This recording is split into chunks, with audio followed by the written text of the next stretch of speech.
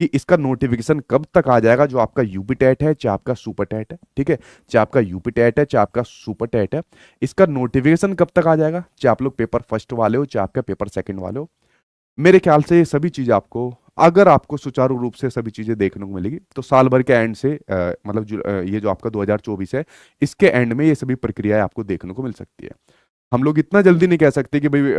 Newspaper के अंदर article आया तो तुरंत वैकेंसी आ जाएगी, नहीं, ऐसा बिल्कुल भी नहीं है, ठीक है, समय लगता है प्रक्रियाओं में, डिपार्टमेंटल प्रोसेस में समय लगता है। वो डिपार्टमेंट जो अभी आपका बिल्कुल शुरू हो रहा है, ठीक है, जिसके अंदर अभी आपकी सारी चीजें सुचारू रूप से नहीं चली है, तो ऐसा नहीं कह सकते, लेकिन हाँ इसके ऊपर वैकेंसी के ऊपर काम जरूर हो रहा है और संभावनाएं कुछ भी हो सकती है, ठीक है, कभी भी मतलब कुछ भी चीज हो सकता है, उसके बारे में मैं कतई मना ही नहीं करूंगा। लेकिन मेरे ख्याल से सबसे पहले जो आपके बाकी के एग्जाम है वो यहाँ पर कंडक्ट कराए जाएंगे। कुछ पोस्ट आपकी जो खाली है वो यहाँ पर आयोग पहले अपनी वहां पर उसको भरेगा, ताकि आयोग का काम सुचारू रूप से किया जाए, और उसके बाद में आपको यूपी टेट और सुपर टेट के तब आपको नोटिफिकेशन देखने को मिलेगा। अब आपके सामने दो समस्या आती है, ठीक है, कि क्या हम कब तक वेट करें, सही बात है भाई, 68,500 वैकेंसी आई, उसके बाद 69,000 भर्ती आई, उसके बाद कुछ भी नहीं आया, तो वेट करें तो कब तक करें, लगभग 6 साल को होने वाला है, ठीक है, एक बहुत लंबा टाइम पीरियड यहाँ पर हो जाता है। तो आप में से काफी स्टूडेंट के मैसेज आते हैं कि ये हम क्या करें, मतलब इसको छोड़ दें या और चीज क्या करें। देखिए मैं दोनों चीज आपको बता देता हूँ जो कि मैं आपके साथ शेयर करता हूँ। 3 वैकेंसी में आपको ऐसे बता सकता हूँ जो आपकी डेफिनेटली आपको देखने को मिलने वाली है कुछ साल, मतलब इसी साल के अंदर। नंबर 1 आपकी बीपीएससी की, जिसका नोटिफिकेशन 24 का जुलाई के एंड में और अगस्त के फर्स्ट वीक में आपको देखने को मिल जाएगा। नंबर सेकंड आपको डी ट्रिपल एस बी की पीआरटी की वैकेंसी आपको देखने को मिल जाएगी, टीजीटी को ऑलरेडी इन्होंने निकाल ली थी, तो डी ट्रिपल एस बी के अंदर पीआरटी की वैकेंसी आपकी आएगी।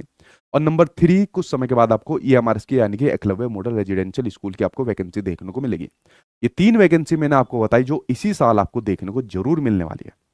अब इसमें आप लोगों का ये भी सवाल होगा, नहीं नहीं हमें तो अपने स्टेट में ही रहना है, हमें अपनी राज्य में ही नौकरी करनी है, दूसरी जगह नहीं जाना, तो उसके लिए मैं आपको समाधान बताता हूँ कि आप क्या कर सकते हो। ठीक है, एक चीज ये है कि सबसे पहले आप लोग जो यहाँ पर पूछ रहे हो कि हमें क्या काम करना चाहिए अगर हम यहाँ पर पढ़े, ये तो 100% कन्फर्म है कि जो आपका सिलेबस होगा वो आपका सिलेबस चेंज होगा, यानी कि उसके अंदर आपका बदलाव होगा। और मैं ये नहीं मेरी समझ में कभी ये चीज नहीं आती यार, जब आपका आयोग बदल गया, जब आपका पूरा प्रारूप बदल गया, नियमावली बदली जाएगी आपकी, तो क्या सिलेबस सेम रहेगा। लेकिन मैं एक बात को यहाँ पर देखता हूँ कि इसी सिलेबस के आधार पर मतलब आपको पढ़ाया जाता है, बैचेज भी मतलब आपके लॉन्च किए जाते हैं, जबकि मेरी कभी कोई ऐसी इंटेंशन नहीं रही है, क्योंकि जब सिलेबस ही नहीं हमको पता तो यार पढ़ाए तो पढ़ाए क्या। और सबसे बड़ी बात है यार, आप लोग इतने सिंचर लोग हैं, आप लोगों को समझ आनी चाहिए, जब आपको पता है सिलेबस 100% चेंज होगा, तो पुराने सिलेबस के अकॉर्डिंग आप लोग क्यों पढ़ रहे हो। हाँ कुछ कॉमन चीजें होती है उसकी आप लोग तैयारी कर सकते हो, लाइक आपका मैथमेटिक्स हुआ, उसको आप लोग पढ़ लीजिए, आपकी 2 लैंग्वेज हो गई हिंदी इंग्लिश, उसको आप लोग पढ़ लीजिए, आपकी जो एससीईआरटी की बुक्स होती है, आप अपनी बीटीसी को, मतलब जो पहले बीटीसी कहते थे, बीटीसी और अपनी बीएड की बुक्स पढ़िए, ये चीजें तो आप लोग यहाँ पर पढ़ सकते हो। क्योंकि मान लीजिए सिलेबस चेंज भी हो गया तो ये चीजें तो कॉमन है भाई, एनसीईआरटी आप लोग जरूर पढ़िए, ये आपके तब भी आएगी सिलेबस चेंज के अंदर, बट वो 100% क्या होगा वो किसी को भी नहीं पता। तो आप लोग मेरे पास कहते हो, मैंने आज तक मतलब इस वजह से मैं कभी कोई बैच नहीं निकालता, मैंने कहा एक तो वैकेंसी नहीं आ रही है, और वैकेंसी नहीं आ रही है तो ऊपर से मैं पढ़ाऊँ तो पढ़ाऊँ क्या यार, यार मेरे सामने सिलेबस है तो फिर मैं कह सकता हूँ यार मेरे ऊपर सारी चीज छोड़ दो। बट जब सिलेबस ही नहीं पता, जब यही नहीं पता कि आयोग कहाँ पर है, किस प्रकार से काम कर रहा है, भर्ती कहाँ पर है, सिलेबस पता नहीं किस दिशा में, तो मतलब पढ़ाए क्या एक टीचर। एक जेन्युइन क्वेश्चन है, मतलब इसके ऊपर आप थोड़ा मंथन करिए, क्रिटिकल थिंकिंग करिए, कि जब हमें सिलेबस नहीं पता, पैटर्न नहीं पता, तो हम बैचेज के थ्रू पढ़े तो पढ़े क्या। इसलिए मैं कह रहा हूं अपनी सेल्फ स्टडी आप लोग ज्यादा से ज्यादा करिए, जो आपकी ऑथेंटिक बुक्स होती है, एससीईआरटी बुक्स होती है, स्टेट गवर्नमेंट की बुक्स होती है, एनसीईआरटी जो आपकी बुक्स होती है, उनको तो कवर आप लोग कर लीजिए। और जिन लोगों ने पहले ही की हुई है, जो कई साल से कवर करके बैठे हैं, तो मैंने कहा 3 वैकेंसी आपके सामने, इनकी तैयारी करिए, पहले आप लोग इनके अंदर सिलेक्शन ले लीजिए, उसके बाद मान लीजिए जब कभी भी आपको सुपर टैट मिले तो तब उसके अंदर अप्लाई कर देना, कम से कम एक जॉब तो ले लीजिए। कब तक सुपर टैट के चक्कर में आप लोग वेट करोगे। तो आपका सिलेबस 100% चेंज होगा भाई, ये बात कंफर्म है। और सिलेबस जब तक नहीं आ जाता, अंधी मेहनत बिल्कुल भी नहीं करनी कि नहीं वो पुराने वाले के अकॉर्डिंग हम लोग यहाँ पर पढ़ेंगे, ठीक है। नो डाउट आप कुछ सब्जेक्ट पढ़ सकते हैं, वो आपको हेल्प करेंगे, स्टेट बोर्ड के आप बुक्स पढ़ सकते हैं, एनसीईआरटी पढ़ सकते हैं, बेझिझक पढ़िए, वो आपको पूरा 100% आपको सपोर्ट करेगी आपके एग्जाम के अंदर।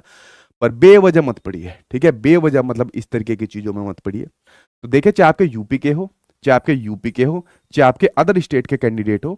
कोई भी यहाँ पर सुपर टेट के लिए वो यहाँ पर अप्लाई कर सकता है, एलिजिबल हो सकता है, अगर आपको यहाँ पर भरना है। बाकी इसका मेन फाइनल क्राइटेरिया क्या होगा, क्या क्या इसकी एलिजिबिलिटी होगी, क्या क्या इसके पैमाने होंगे, एक बार इसकी फाइनल एक नियमावली आ जाने दीजिए, उसमें सभी चीजें स्पष्ट हो जाएगी। इतना मेरा एक्सपीरियंस रहता है। कोई भी किसी भी राज्य अपनी नियमावली को जब जारी करता है उसके ऊपर कुछ ना कुछ मतभेद होता है, और वो बार बार कुछ ना कुछ कोर्ट के थ्रू अंदर यहाँ पर जरूर जाती है। तो एक बार उसको आ जाने दीजिए, सभी चीजें उसके अंदर आपकी क्लियर हो जाती है। जब तक आप लोग अपना, मान लीजिए आपको पता है मेरा पेपर फर्स्ट क्लियर है, सेकंड मेरा क्लियर है, और तब तक अपनी सेल्फ स्टडी यहाँ पर आप लोग इस प्रकार से कर सकते हो। तो इन चीजों की तैयारी आप लोग कर सकते हो। मान लीजिए आप लोग बीपीएससी की तैयारी कर रहे हो, कोई बात नहीं भाई, बिहार के अंदर चले जाओ, दिल्ली के अंदर चले जाओ, ना होने से बढ़िया कुछ तो हो ना।